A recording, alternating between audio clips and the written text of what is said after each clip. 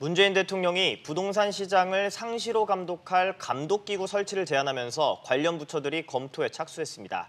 홍남기 경제부총리는 기자회견을 자청해 부동산 가격의 안정을 넘어 하향 조정이 필요하다는 견해를 밝혔습니다. 대통령과 부총리 모두 부동산을 시장에 맡겨두지 않겠다는 적극적인 정책 의지를 다시 한번 드러낸 것으로 풀이됩니다. 자세한 내용 손석우 기자와 알아보겠습니다.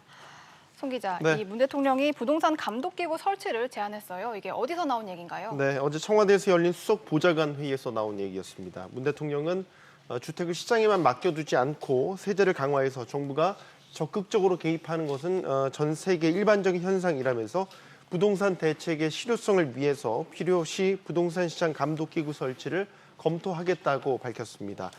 지금까지는 국토교통부가 부동산 시장이 과열될 때 이 지자체 등과 합동으로 특별 단속반을 구성해 단속을 해왔는데요.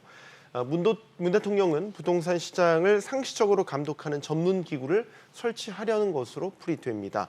비교를 하자면 이 금융시장과 금융기관을 감독하는 기구인 금융감독원과 유사한 형태가 될 것으로 예상됩니다. 가칭 부동산 감독원이라고 할 수 있겠죠.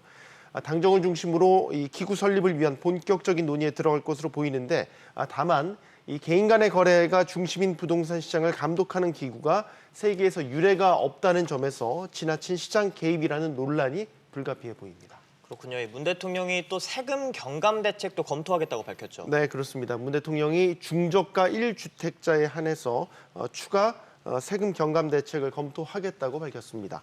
종부세와 양도세 등 부동산 세금 인상이 단행된 데 대해 부정적인 여론이 커지자 실수요자들에 대한 세금 경감 카드로 진화에 나선 것으로 풀이됩니다.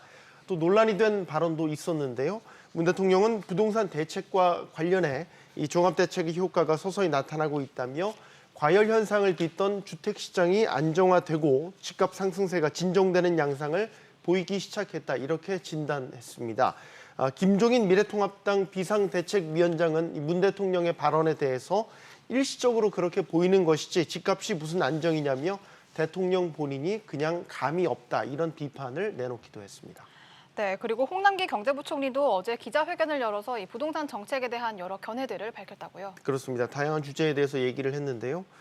가장 눈에 띄는 발언은 부동산 시장 가격, 즉 집값에 관한 언급이었습니다. 홍 부총리는 정책 담당자로서 부동산 가격 안정에 만족하지 않고 일부 과도하게 오른 부분에 대해서는 적절한 조정 단계를 거쳐야 한다는 생각을 하고 있다, 이런 말을 했습니다. 즉 집값의 하향 조정을 정책 목표로 두고 있다는 것을 밝힌 것으로 해석되는 대목입니다. 자신의 거취에 대해서도 언급했는데요.